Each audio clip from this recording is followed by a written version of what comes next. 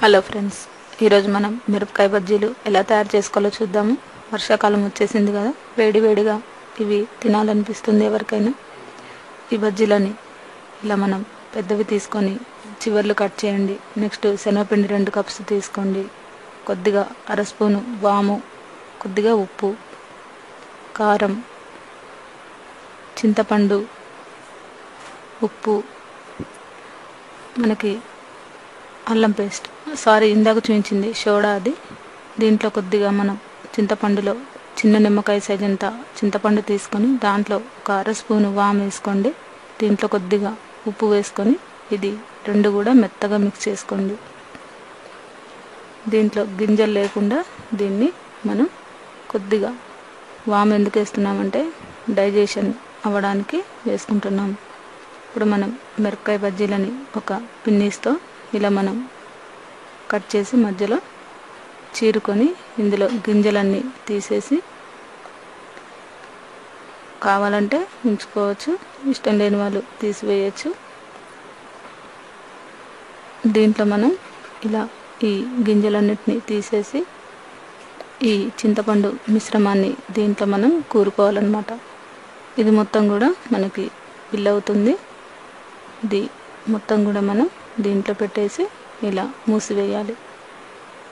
Next మిగతా అన్నీ కూడా ఇలాగే మనం మొత్తం ఈ చింతపండు మిశ్రమాన్ని పెట్టుకుంటే సరిపోతుంది.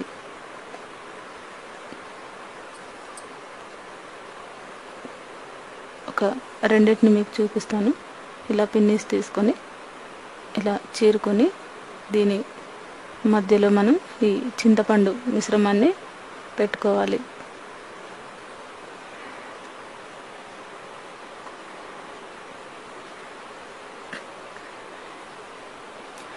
చూసారు కదా, మిగతా అన్నిటిని కూడా ఇలాగే మనం చేసుకోవాలి. నెక్స్ట్ మనం ఒక 2 కప్పులు ఈ శనగపిండి తీసుకొని చిటికెడు వంట సోడా వేసుకొని దీంట్లో ఒక స్పూన్ కారం వేసుకోవాలి. దీంట్లోనే కొద్దిగా మనం ఉప్పు కూడా వేసుకొని కొంచెం అల్లం పేస్ట్ కూడా వేసుకొని దీన్ని వాటర్ వేసి బజ్జీ పిండిలాగా కలుపుకోవాలి.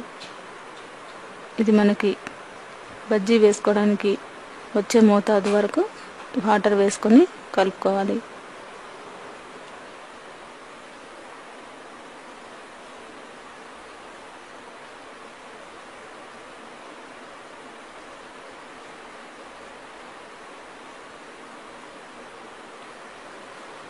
చూసారు కదా, ఈ విధంగా మనం మొత్తం బజ్జీలు వేసుకోవడానికి వచ్చే విధంగా కలుపుకోవాలి.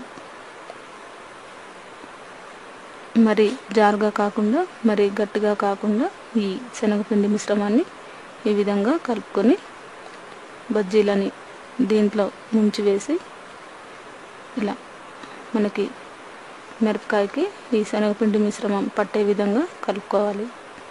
నెక్స్ట్ మనం ఇది కళాయిలో ఎలా వేసుకోవాలో చూద్దాము. డీప్ ఫ్రైకి సరిపడా ఆయిల్ పెట్టుకొని ఆయిల్ వేడెక్కిన తర్వాత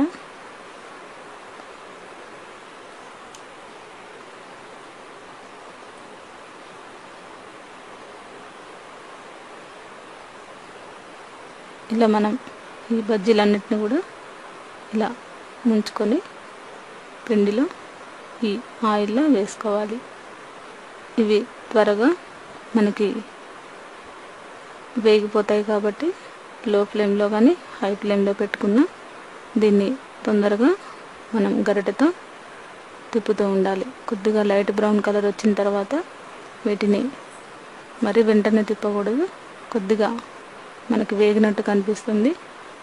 ఈ మోతాదులో వచ్చిన తర్వాత చిల్లుల గంటతోని ఇలా మనం కొద్దిగా మరోవైపు కూడా తిప్పి ఈ బజ్జీలన్నిటిని కూడా వేయించుకోవాలి.